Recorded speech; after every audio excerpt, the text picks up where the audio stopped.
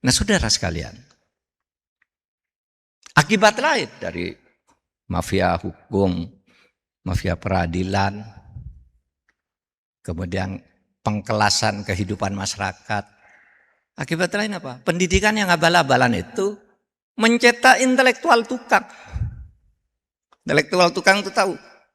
Intelektual itu orang sarjana hebat, tapi pendapatnya berdasar pesanan. Saya Mahfud nih. Saya mau ikut menjadi calon gubernur di Papua. Tolong dong agar saya terpilih, dibuatkan survei bahwa saya ini adalah anak terbaik di Papua. Nah si tukang survei ini karena intelektual tadi, bukan mencerdaskan kehidupan watak, tapi otak. Oh gampang Pak itu, surveinya begini-begini, Bapak nanti akan terpilih. Kami umumkan bahwa Bapak akhlaknya begini berdasar survei masyarakat suka sekian. Lalu nanti kita galang pakai politik uang. Bapak akan terpilih. Apa itu? Intelektual tukang. Intelektual itu ada intelek yang memberikan pendapat berdasar pesanan.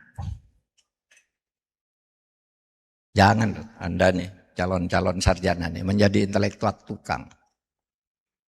Pak, ini haram apa halal? Nah, saya lulusan UIN Palupo. Mau bayar berapa kamu? Kalau mau saya bilang halal, dalilnya Haris Bukhari nomor sekian.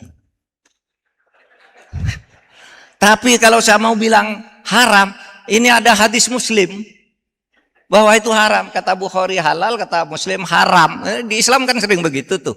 Beda-beda tuh ulamanya. Lalu tinggal sekarang kalau intelektual, Bapak mau minta yang haram apa yang halal? Bisa beli?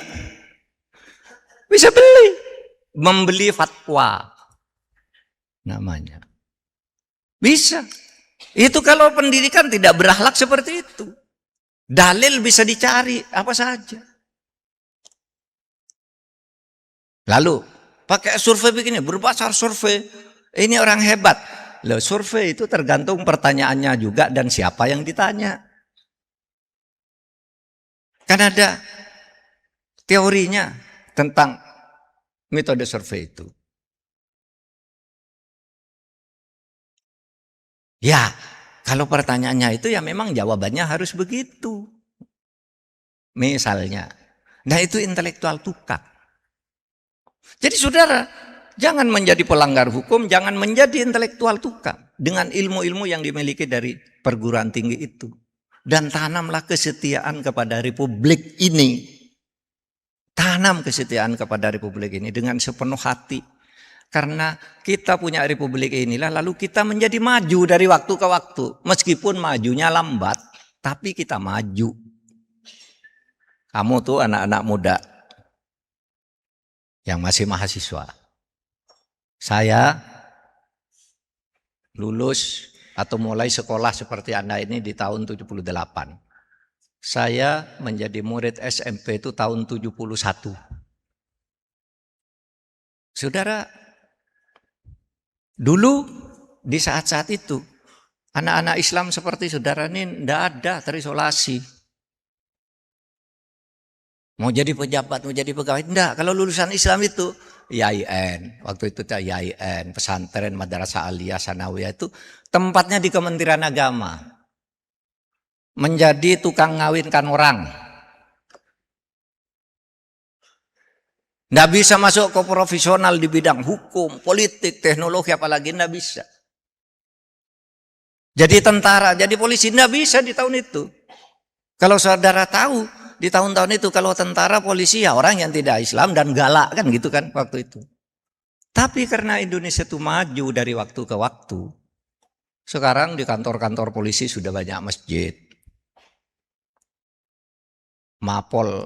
Mapolwilnya, Mapolresnya ngadakan pengajian-pengajian untuk memberi pengertian kepada masyarakat, diajak bahwa Polri itu sudah begini. Itu sudah jauh lebih maju daripada dulu orang Islam tidak bisa jadi polisi. Apalagi kamu di Polwil gitu mengadakan pengajian, apa itu pengajian? Dulu begitu. Nah kita seperti saya ini dulu sekolahnya pendidikan guru agama. Hanya karena apa? Ingin menjadi guru agama saja. Nah, waktu itu pemerintah katanya kurang guru agama. Lalu mendirikan sekolah pendidikan guru agama. Saya mau jadi guru SD nih. Ingin jadi guru SD. Saya masuk PGA. Karena waktu itu realistis. Orang seperti kita ini tidak bisa. Tetapi karena Indonesia makin maju, pikiran kita makin luas, ya, secara linear tumbuh. Maka orang seperti saya kan, itu lulusan pesantren bisa jadi menteri pertahanan. Heboh orang pada waktu itu. Sejak kapan orang pesantren jadi menteri pertahanan? Saya. Bisa ternyata. Sesudah semakin demokratis, bisa. Maka Gus Dur jadi presiden kan? Pak Mahfud saja. Gitu. Siapa? Gus, saya nggak bisa tuh jadi menteri. Bisa, saya jadi presiden aja bisa kok. Kamu jadi menteri nggak bisa. Bisa.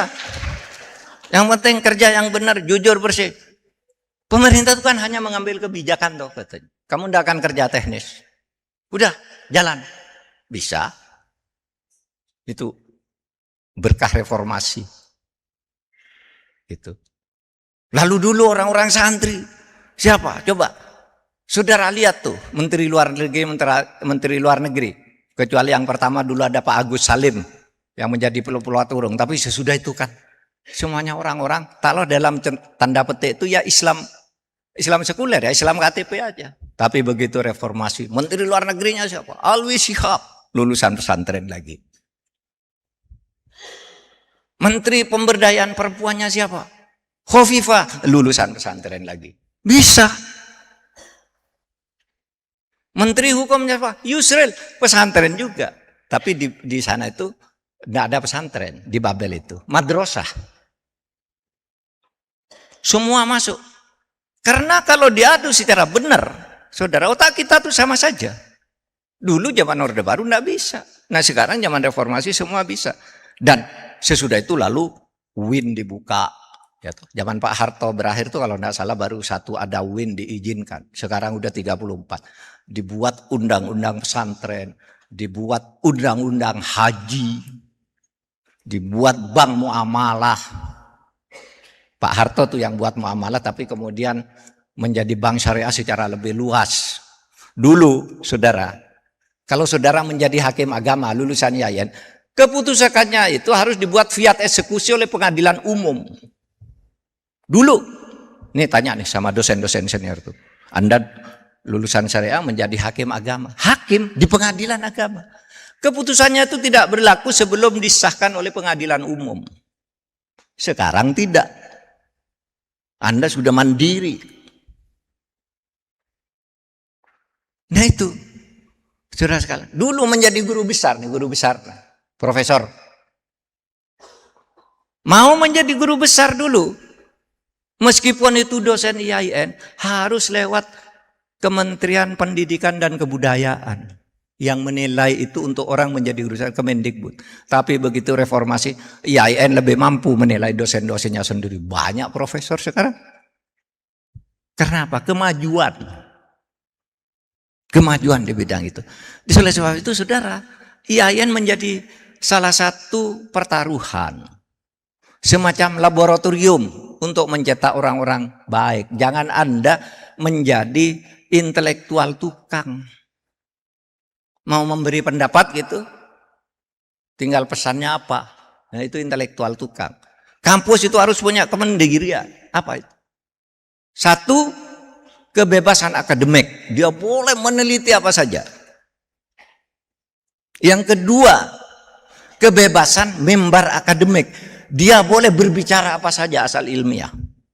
Tidak boleh dihalangi orang bicara ilmiah, itu kebebasan mimbar akademik. Kalau orang mau meneliti jangan dihalangi itu meskipun menyangkut soal politik, soal kebijakan.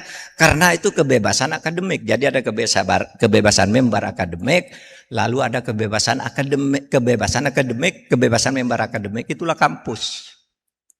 Kalau tidak mampu menumbuhkan itu ke dalam dua hal, satu ke dalam norma, yang kedua ke dalam tradisi, kampus itu gagal. Norma akademik itu adalah aturan-aturan.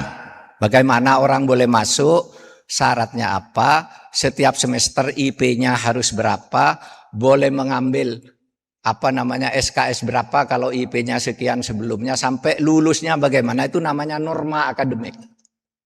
Tapi norma akademik itu bisa ditipu kalau tidak ada tradisi akademik. Nah, tradisi akademik seperti ini nih, kuliah umum, seminar, diskusi buku. Itu galak. Kalau ada buku baru, wah haus tuh mahasiswa. Waduh buku baru ini, yuk ketemu. Dulu, waktu saya dulu. Waduh buku baru ini. Nggak punya bukunya kan. Waktu itu mahasiswa kan nggak punya uang. Bagi-bagi, fotokopi halaman 1 sampai 15, mahfud halaman ini sampai ini. Lalu presentasi. Itu tradisi akademik dulu.